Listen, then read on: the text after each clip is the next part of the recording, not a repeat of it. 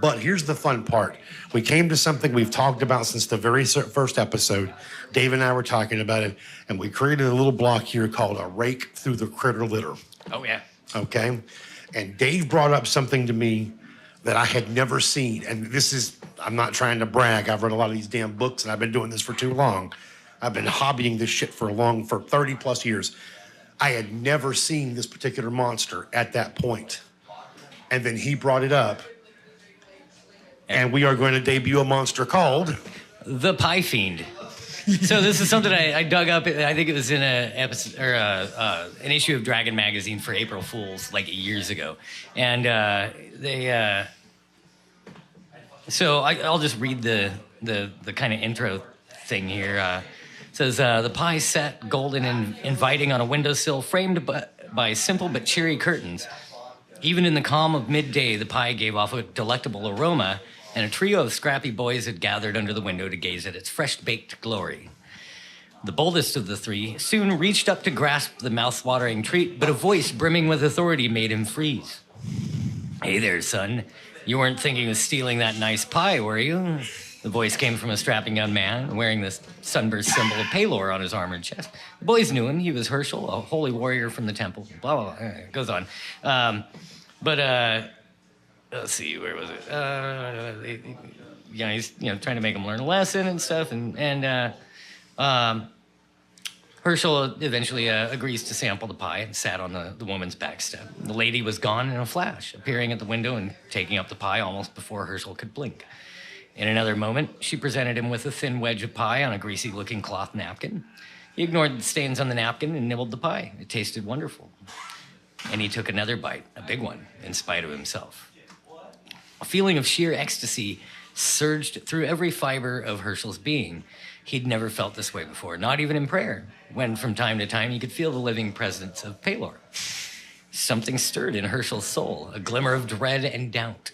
As a fat man, I can attest this actually happens on the occasion. You might be influenced by a pie fiend then.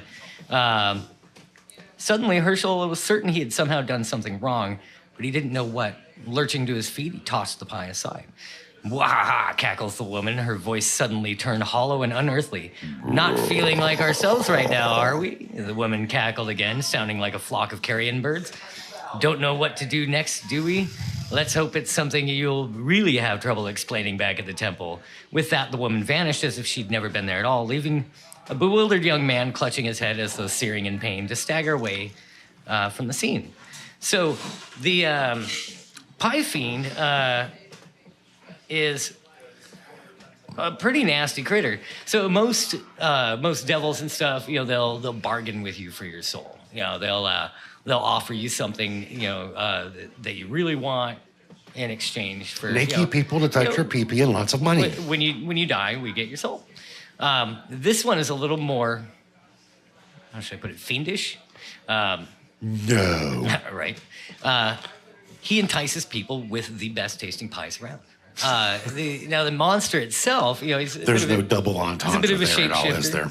But in his natural form, he's like 12-foot tall gorilla-looking thing with wings and all that. Butterface. Yeah, again, kind of bat wings, dark shaggy fur, that sort of thing.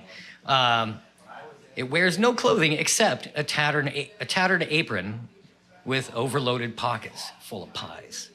He can also create pies magically. He can reach out his hand, boom, there's a pie. Pie. Yeah. So here, right? I think you'd have to wear like a body condom. They're pretty fuzzy. And we're talking furry here. We're not talking latex. Yeah. But so, in combat, they can punch the crap out of stuff, like any big 12-foot tall ape. However, he gets a little nastier. So one of his abilities is he can animate a pie. He can have up to 13 of them animated at once. As Death just by like they boysenberry. animate objects. So they can fly around the room and smack you and all that. Oh, God. Death by pie in the face. And then it gets nastier. He can create a wall of heat. It acts like a wall of fire spell, except it's colorless and transparent. It's even nastier. Yikes. And cold attacks don't put it out. So, stuff like that. 3 times a day, he can create a sheet of flaky, thin crust and then hurl it like a net up to 100 feet. If you get hit with that, it wraps around you. Now you are a pie. Again, there's no double entendre there, is there? At which point he uses his heat wall ability and bakes you. And then as a free action, he can create pies freely in his hand. He can use them as a thrown melee weapon with various effects. You know, he can just do bludgeoning. He can make a pie that freezes people. He can make a hot pie. It's just like a cold pie. It does fire damage. Once a day, he can create a true masterpiece that sends living creatures into fits of ecstasy. Again, there's no double entendre at all, is there?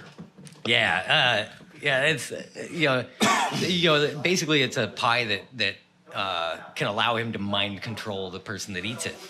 And then that's not how I would describe it, but okay. He can also, and this is kind of disgusting, up to 7 times a day, a pie fiend can create a meringue-like confection that proves unbelievably sticky. That's kind of a trap thing. Too easy. And then he's got a bunch of spells and stuff too. But yeah, I thought that was kind of a cool meringue. Cool, weird sort of creature to throw into a game sometime. You know, he's pretty easy to find. If you look him up, he's in the WotC archives and stuff. Oh my God. Yeah, you told me about that. I was like, the very first time we ever conversed about this whole show, he says, let's talk about the Pie Fiend. And I'm like, what's a Pie Fiend? No, my exact response was... you thought it was a misspelling. No, I said that wasn't a misspelling, was it? And you were like, nope. And I was like, oh my God. And he sends me the link and I'm like, you have got to be kidding me. Yeah. Somebody had way too much time on their hands. Mm-hmm. Yeah. But that was one of the funniest things I'd heard in a long, long time, the Pie Fiend. Yeah. And probably the and with the blood war going on, they got to come up with some novel ways to get new souls. Well, after a while, naked people to touch your pee-pee and gold just don't do it anymore. Right. And again, sweets. Okay. I'm sure in the modern age we'd have meme fiends. You know, they craft the best memes and just drag people's minds fiends. In. Ooh. Yeah. The dankest memes. Or they'd have abilities where they could, make just regular memes, or they could make dank memes. Or, oh.